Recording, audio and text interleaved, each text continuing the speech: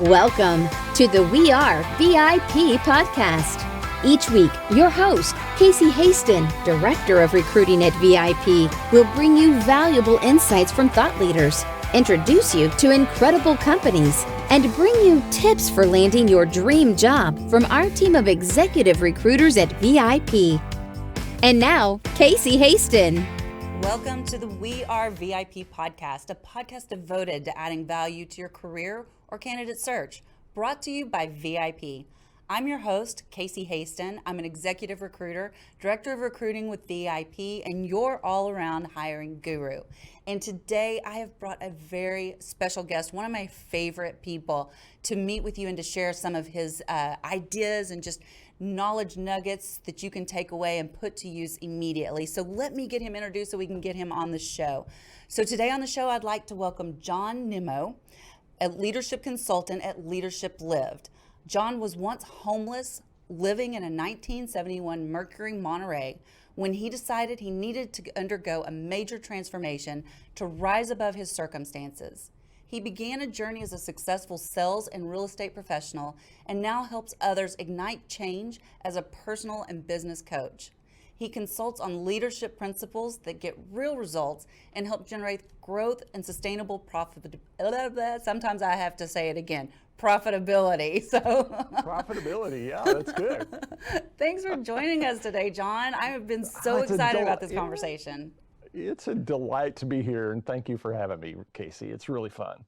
You know, and I always like to start the podcast off talking about how we got connected, because I really, if I don't share anything else with people, I want them to pay attention to their connections, because you never know who knows somebody that can help you. Would you agree with that?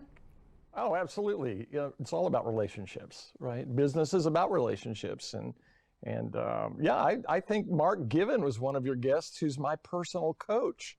And he made a recommendation to you, and then we connected over the Think and Grow Rich book. Absolutely. Yeah, and he thinks so highly of you. And I didn't know he was your coach. Yeah, so he's my speaking coach, actually. We connected about 3 years ago in Wichita, and I had the keynote speech. I had seen Mark speak in Washington, D.C. on establishing priorities. And we just connected, and I just asked him flat out. You know, he was a little bit ahead of me, ahead of my curve. And so, and we've just become the best of friends ever since. So it's been really good. Well, there people who are watching this episode or listening to it are going to have to go check out his too, because he did a great job on his episode, which I'm sure you knew he would, right? Yeah, I knew he would. Yeah, absolutely. Absolutely. So tell us a little bit, well, let's start with this. How did you motivate yourself to change your own circumstances and find success? Because you've done some amazing things. Wow, great question. You know, being homeless was not my destination. I was an IBM rep in St. Louis and made a few mistakes and ended up getting fired. And then I went to Sony in their word processing division, and they downsized me. And so then I just went into the state of like depression. It seemed like interviewing for jobs, finding a job at that time was really difficult for me. And it didn't take but one or two no's, and I just ended up in this state of debtedness and depression. And I ended up buying a $300 car, if you can imagine, in 1971 Mercury Monterey, and I don't know how many miles it had on it. And then I ended up living out of that car in University City in St. Louis, a suburb of St. Louis, for a while. And then I guess in response to the question, how does anyone go from where they are to where they want to be? Motivation to me is fleeting. It's temporary. I prefer the word inspiration because it comes from inside of you. And as I reflect on that question, you know, I had a lot of success in my life. I'd never been turned down for a job prior to that point. And maybe that contributed to my depression, Casey, I'm not sure. But I think deep inside me, since I'd had some success, I just knew I wasn't destined to be homeless. I had a belief system already established that said I could be more than being homeless and being on the street. And so I had to seriously take some steps backward in order to take some steps forward. And it just became a belief in me that said, I'm not destined to be, I'm destined to be more than this, destined to be something that I wasn't created to be that way. And so it was a belief system, really. You said something that's so interesting, and this is something that I coach, our candidates on that are searching for a job, especially those that are without a job right now, is, don't get desperate, don't get depressed as you continue along those interviews and you get those no's, because then it's just like what you said, it just kind of spirals, and then you don't get a job because you're throwing off that, I just call it an odor of desperation when you're interviewing, and it's not, it can be not pretty. Well, it's an energy signature that you put out. We all have an energy, and we know that from when somebody positive walks in a room or somebody negative walks into a group, right? They have an energy signature, and sometimes those people can bring the entire room down. And we want to be positive, and it took a while. I had to surround myself with people who I could borrow belief from. And I think that's an important thing. And as whether you're an executive leading a company or whether you are looking for employment that's gainful, it's very important to surround yourself with relationships who believe in you and people that will speak into your life. And that's the value of your podcast, really. It's, Casey, you started out with a vision and a dream of having this podcast, and then you began on a path to bring it to fruition. So kudos to you. That's a great thing. I was telling somebody the other day that if I'd have known how much work it was going to be on the front end, that I probably would have ran. I would have been like, nope. Because it takes work to put this together. I mean, we were talking about this right beforehand. All the people that are helping us put everything in place. Yeah, I don't think people realize, keynote speaking, for every moment that you're on the platform, speaking requires 1 hour of preparation. Just putting it together for the listening audience, and you want them to benefit. We want your audience to benefit today, hopefully. So, but I would say, going back to the belief, who do you surround yourself with in your relationships? Who are the people that you need to count into your life? And who are the people that you can count on, that you can borrow belief from? And then there are those that we need to count out. Like, who's in my life I need to, get rid of that negative energy in my life, right? That prevent you from being all you can be. Absolutely. I think my favorite quote is Jim Rohn, and if I get it wrong, help me out, but you are the average of the 5 people closest to you. I don't think that's verbatim, Absolutely. But it's close. Yeah. Yeah. And what's interesting is, who are you willing to become to attract those 5 people, right? I mean, I've always said, attorneys associate with attorneys, doctors with successful people, they hang with successful people. And who are you willing to become in order to get where you want to go? And that's really the key to the lesson. Absolutely. So, okay, let's shift gears just a little bit. So your upcoming book, Why Wait, is a compelling call to stop procrastinating. Why do you think procrastination, I don't know what's wrong with my words today. Maybe I should try again. Why do you think procrastination is an easy habit to fall into? Wow.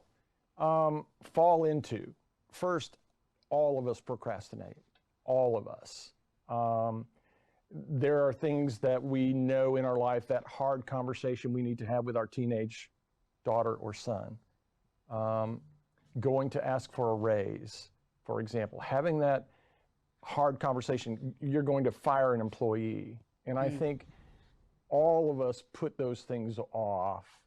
And I think that it is an easy thing to fall into. But the key is awareness, is knowing when we're doing it is the first step to preventing it. And I don't know, I'm still, easy things become hard things become harder when we put them off. Right? And so, for me, I'm still working on it. I think, in Think and Grow Rich, Napoleon Hill says the opposite of procrastinating is decision. And perhaps all of us have procrastinated a decision, like maybe we were going to change jobs. We needed to go have that conversation with our boss, give our notice, right? And then once we've done that, it's like the weight is lifted and we're good to go forward, but we struggle making that decision so much. And I think that's where Napoleon Hill was going with that. The opposite of procrastination. Let's just make a decision and get on with it. Let's go. I love that. I need to go back and read that book again. It's been a while, and I'm working through the workbook right now that goes along with it, but it's slow going. And I definitely want to talk about your series that you have at the end of this. So let's put a pin in that and come back to it. I wanted to tell you though, it was so interesting. A friend of mine asked me if I would coach her daughter. And I said, and it's a teenager, which I didn't do so good with my teenager. So I was like, sure. Very different though. But I said, the only requirement that I have is that she comes to me with a clear subject that she wants to work on. And the subject that she wanted to work on was procrastination. Really? Yes. Yeah. Wow. I thought how powerful for a 16-year-old to already recognize that. Yeah. If you go to Google and search procrastination, it's one of the highest search words that people struggle with in their life, is putting things off and procrastinating thing. And the book, Why Wait? I learned so much better, and I'm better and I'm getting better, but it's all about awareness. It's about awareness to realize, when am I procrastinating? Why am I putting this off? Why am I delaying, dilly-dallying, postponing the inevitable? And then the interesting thing about the things that make us procrastinate is, perfectionism, competing interests, things that you wouldn't think, have that effect. It was interesting to me, and what I learned through research through the book, until 1984, there was very little psychological research put into procrastinating. People wrote it off as people who were lazy or unmotivated. But there are deep psychological reasons why we procrastinate. And one of those, perfectionism, for example, is we desire to do things so well that we'll put it off for fear that we're going to not do them well. Fear of failure. And yeah, it's a fear of failure. So great question. Thank you for asking. It's good. So besides awareness, how have you overcome procrastination in your career and personal development journey? Well, thank you. That's a great question. I have a phrase called reduce it to the ridiculous, right? Ooh. Reduce it to the ridiculous. So whatever it is I'm going to do, I break it down into such small steps that it's impossible for me to not do that, right? So let's say that you are a chronic mess keeper in your room, for example. Speaking of teenagers, I don't know many that are not, right? But if you want to get helpful, then you just coach them and say, hey, can we just put away your socks, right? It's a small thing. And then those small things keep building and building, and once we develop the habit of socks, then we add the shoes, and then we do something else. So reducing those things that you procrastinate, the things that you really don't want to do, reduce them down to ridiculous steps that go, oh, why can't I do that? And for me, that led me forward, helped me tremendously. That is so cool. So I do something when I'm doing my goal setting that I think is very similar, which probably helps me not procrastinate so much, although I do still do it. I'm not going to say I don't. And I just call them my micro steps. So, like I set out my big goal for the quarter or whatever it is, whether it relates to my annual goal, but for the quarter, and then I'll step it back to, this is a big chunk of it. And then I'll step that back even further to what I call my micro goals, which are just like little bitty baby steps to get to that next step, So, and it's so helpful. And I write it down. Micro goals. I love that. Yeah. I'm going to steal that. Okay. Micro goals. Just say Casey Hasten after you did. Casey Hasten. Very good. So, no, that's really good. I like that a lot. And there's also, that reminded me of another book called Eat That Frog. Do you remember that? Yes. Yeah. Is that Brian Tracy? I think it is Brian Tracy. Yeah. Eat the frog first thing in the morning. So yeah. Get it off your plate. Just get it off your plate. Yeah. That way it's done. So. Yeah. There are so, for me, I was enlightened, and I'm a procrastinator. That's why I chose to write the book. It's kind of like teaching a course. I think sometimes when we teach, we learn more than the students because we prepare. And I knew I had the realization and the awareness that I needed help. And after the Google search, and so the book is entitled Why Wait? It's why we procrastinate and what to do about it. I'm excited about it. It's probably 6 months now from being out, but we're in the editing stage right now. So thank you for asking. It was really good. Well, congratulations on that. So, and you cover so many topics. So another topic I wanted to ask you a question about is, you say put your dream to the test. What does this mean to you? Yeah. Well, put your dream to the test. This is an entire seminar. This is a course. I think we're all told to dream big. We're all told to establish big goals. And I find that in our society today, people struggle with their imagination. We haven't really imagined what into a life that we could have. We're surrounded and stuck in our current circumstances, into everything that's current, that it becomes difficult. So putting your dream to the test, number one is you have to realize, is it my dream? Is it my dream? Is it something that's a part of me, or is it something that I acquired from somewhere else? A great analogy or example of that is the father who's trying to live vicariously through his son on the baseball field. He had this dream of being a great athlete, and now he's trying to impart that dream to someone else. But the first question about putting your dream to the test, it has to be yours. It has to be in alignment with your natural giftedness and your talents and all the attributes that you've been created for to do. And then the second thing is, having a dream and a vision, you must fall in love with your dream. It's a relationship. And relationships have, I have 10 things that your dream requires from you. And the first one is commitment. When you think about a relationship, falling in love with your dream is a commitment.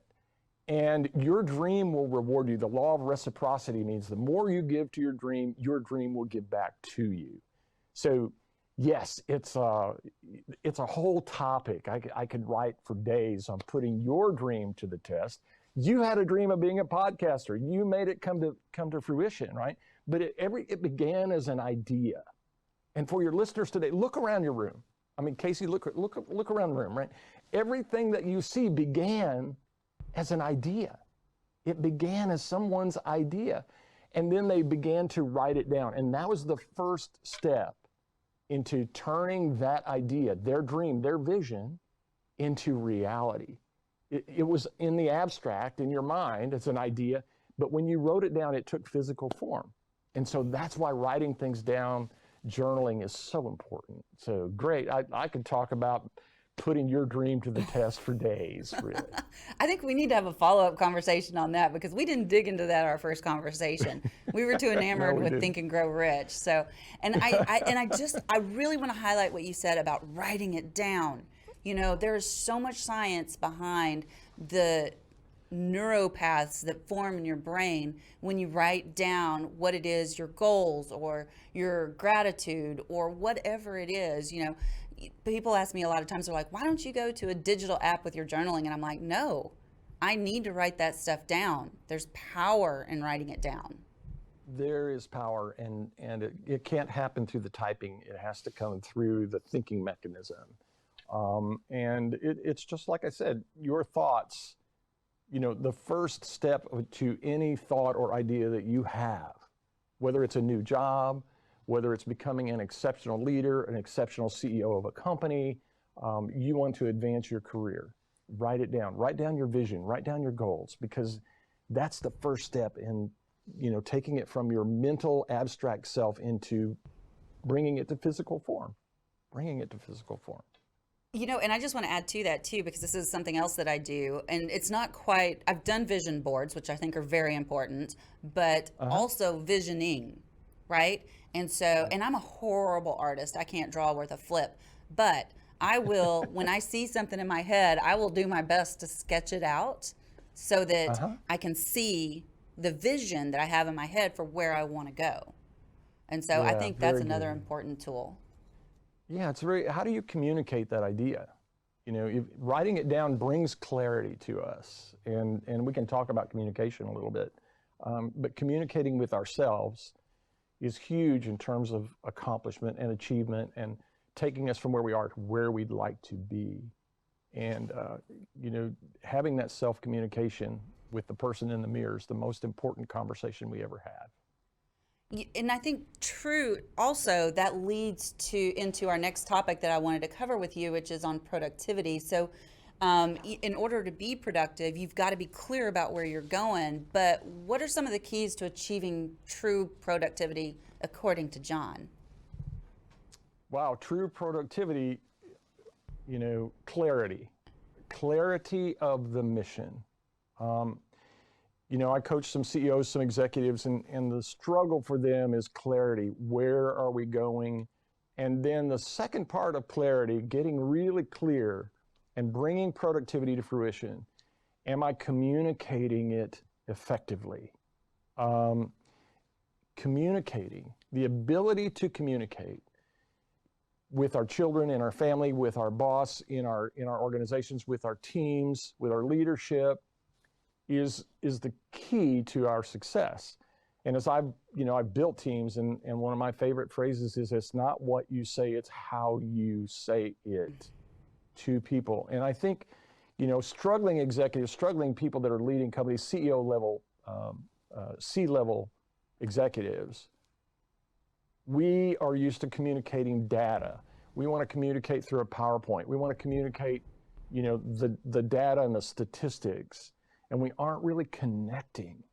We're not connecting with those. And so, our staff meetings become really boring, because we're talking about, things, and then we have to identify and communicate and get buy-in. If you're a leader, as John Maxwell would say, if you think you're leading and no one's following, you're just taking a walk, right? And I think that's where, by and large, Jim Harder with Gallup has said that 86% of employees are disengaged with their work. And so if you're leading a company, and I think the further research on that is 13% of those are actively disengaged, right? How do we engage people in our mission? How do we communicate in a way where we get buy-in? Because we all know that 13% who are actively disengaged, what's that conversation at the water fountain? What's that conversation at the, it's backbiting, it's destructive, it's tearing the company apart, and it's creating disruption among those who are followers, and it really creates big barriers for our own inspirational leadership. Absolutely. And it's so interesting that you bring that up, because, I've worked in organizations before where there's that one person, that negative Nancy, that just brings down the entire energy level for the whole team, and even sometimes for the whole company. And I think that goes directly against what these business leaders are looking for, which is to increase that productivity within their organization. What else besides communication might a business leader do to increase their productivity? Well, number one, leaders everywhere have, the worldwide we have a tendency to promote the wrong person as a manager, right? We promote someone based not on their ability to lead, but on their experience at doing a specific job. And then we train them in administration, right? We train them to do manage tasks, right? We're not teaching them how to maximize human potential, and that's so important. So that we must let go as leaders. We must let go. We cannot do annual reviews, which were instituted after World War II. And especially the number one question I get, what do I do with my millennials? How do I manage millennials today? And most of that has to do with coaching. And we are not effective at asking the questions and getting alignment and buy-in from people through coaching into the mission, into the vision of the leader of the company. So I'm a big believer in coaching. I believe that coaching is so important because, a coach can see in Casey what she can't see in herself. And I'm a big believer in that. So I am a proponent of coaching. I am a coach, and I encourage people to get coaching. My favorite saying, and I think I've said this several times on the podcast lately, is that you can't read the label inside the jar. That's true. That's true. And everyone in the world wants one thing. We all want a good job, right? Yeah. I mean, really, when it boils down to it, we want to make a fair wage and a good job. And I think, where's the disconnect in that? How are we as leaders, what is entailed in a good job? And I would encourage people to look up Jim Harter on Gallup and read that article, because he goes through and defines what that is in today's society. Not what it was, in my generation a long time ago, but what does that look like today? And people want to buy into a mission that aligns with their values, right? We want to buy in and work for a company today that's in alignment with my own personal beliefs and my own personal values. So I think that's the key to productivity. I think you're absolutely right. And I think that we are seeing more as we've kind of had this shakeup with the pandemic. We're seeing people say, you know what? I don't need that job over there that made me miserable to go to every single day. I need to go find what's going to make me happy. I'm seeing such a mind shift in that regards. Wow. Yeah. We are. This is a new normal that we're heading into today, and through all of the unknowns. I love what Eleanor Roosevelt said. She said, we must learn to do the things that we think we cannot do. And COVID and in 2020, there were organizations who would never have thought possible.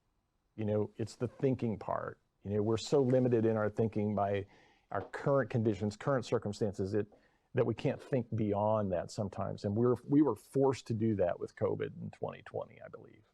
Very quickly, yeah. I read one statement, I believe it was the CEO of Microsoft said that we had 2 years of digital growth in 2 months.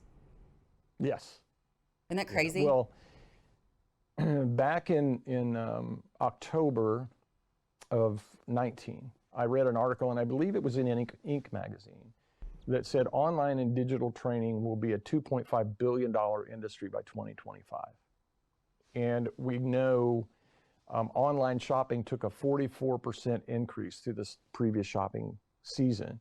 And so online and digital courses and training now, that's probably going to be exponentially growing to $5 billion by 2023. So it's changing the way we're working. It's changing the way we see our employment. And for me personally, I like to think it's changing me inside for the better. I like to think the same thing about you. No, just kidding, about me. Thank you. And about you.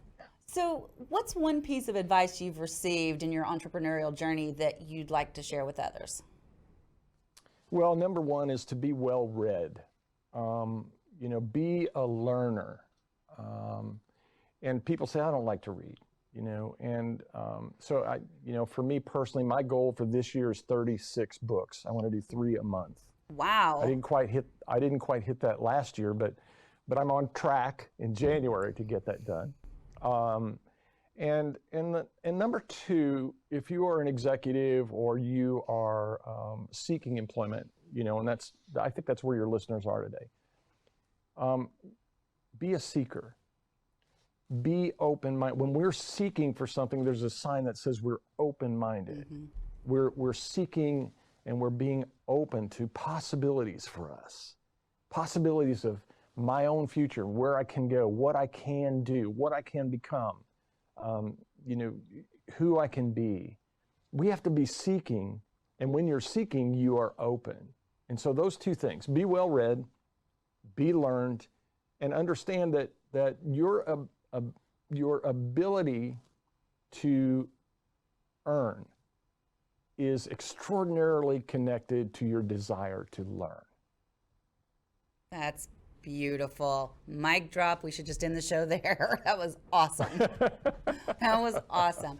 So I do want to take just a couple of minutes to talk about, because this is a perfect time to bring this up, Think and Grow Rich. This book was written in the 1920s, 30s.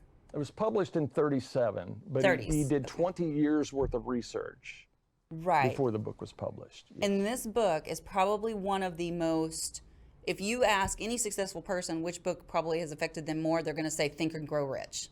So definitely a book that we recommend that you read.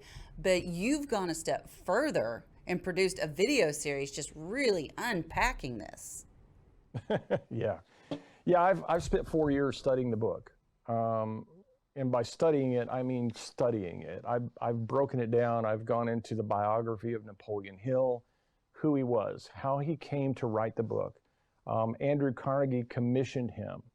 And when you study that, the reason Andrew Carnegie did that was because he wanted Napoleon Hill, who was a journalist in Chicago, by the way, he wanted Napoleon Hill to write something simple that people could implement into their lives and succeed. He wanted the formula. And so many, I mean, John Maxwell, Anthony Robbins, name them. This book is on their top 10 list. Anyone that I know in my circles have all read the book, but you can't just skim the book. It's not one of those things that you just skim. And so I'm coaching some people through the book, and we're on the chapter on desire, which is one of the first ones. And you have to write it out, read it in the morning, read it at night. And I go, so show me your written desire statement. Well, I didn't do that. Well, how do you expect this to work, right? And I do believe that, as a man thinketh, so is he, James Allen said. The power that we have to advance our lives, to become what you were created to be more, do more, and have more, is all in our thinking. It's how we think about who we are that Think and Grow Rich illuminates so well. Wow. Yeah, and I just wanted to touch on that just for a second because we are almost out of time. And I want to get to our VIP questions because these are fun. So are you ready? Okay. I'm ready to go. Okay. So if you were chosen to be one of the first colonists on Mars, what 3 things or people would you take with you? Yeah, great. So I'm a person of faith. I would certainly have to take probably scripture, Bible, something like that with me to read and to study. Music. I'm a musician. I was a vocalist. I was a vocal major when I first started into college. I figured I couldn't make money at that, and I wasn't good enough. But I would have to take music. I love music of all kinds: classical, classic rock, country. I love it all. I'm a musician. I play piano. So I would have to take music, and then certainly I'd want to take the people or the person who's most important in my life, and that would be my wife, Sarah. So we're soulmates. So those 3 things. That's probably what I would take. I think you're going to have a lot of fun on your trip with those 3 things. Probably so. What is one thing you do each morning to set your day up for success? Oh, great question. And I find so many people want success, but they don't know how to achieve it. And reflection is so important. And it's not about comparing myself to you or to someone else, or comparing myself to Mark Given, or comparing myself to, John Maxwell. It's only about comparing who I am in this moment to who I was yesterday, and making those incremental micro steps, as you said earlier, to be better than I was yesterday. And for me, that's at 5:36 in the morning. That's when my brain functions. That's when I'm at my best thinking self in the morning. So I'm reading, I'm reflecting, I'm writing, I'm journaling, and I'm listening. And sometimes the quiet, we just need that. That's my special time. That's key for me. And when I don't do that, I can almost guarantee my day falls apart. So I think I asked you this when we spoke before, but are you familiar with the book, The Miracle Morning? I am not. Okay, so Hal Elrod is the author, and I really encourage you to look this one up and read it if you haven't. And I talk about it all the time. It's like my favorite. It transformed my life. So that's, of course, why I talk about it. But what you just described as your morning ritual is basically his miracle morning. Yeah, that's great. And it's amazing. And so many lives have been changed because people don't just know to do these things. Well, I didn't know to do it. I didn't do it. I'm probably 4 years into this now because I didn't understand the importance of it. And, I love this quote by John F. Kennedy. He says, as we express gratitude, we must never forget that the highest form of appreciation is not to utter words, but to live by them. And those who dare to fail miserably achieve greatly. So we can't just speak it. I think speaking out loud, our words have power, but we have to do the action. We have to take the steps. And that leads us to the results we want to achieve. It's beautiful. Okay, moving on. If your life's work was being summarized in a news article, what would the headline be? So, oh my goodness. Overcomer rags to riches. And when you really think about that in America today, rags to riches. So you saw that in the book, The Millionaire Next Door. Mm-hmm. Becoming rags to riches. It's pretty commonplace, really. I mean, when you think about people who outswim sharks from Cuba to get here, and they outrun cheetahs in the desert, and just to get here, this is still the greatest country where we have opportunity to achieve. And rags to riches story are pretty commonplace. If you just look around, you don't have to look very far to find somebody that's not only wealthy financially, but wealthy spiritually, wealthy in their relationships, wealthy in their career and in their business. And they came from nothing. They came from nothing. So that would be the headline. And I would encourage all of your listeners, to believe that there's greatness within you if you're listening today. You just need to open it up, explore it, find it. It's there. Just be open to it. Be seekers. Turn your open sign on. So John, how do people find you? How do they learn more about you? Oh, great. My website's LeadershipLived, all one word, .com, LeadershipLived.com. You can email me, John, John, at LeadershipLived.com. Go to the website. All my contact information is there.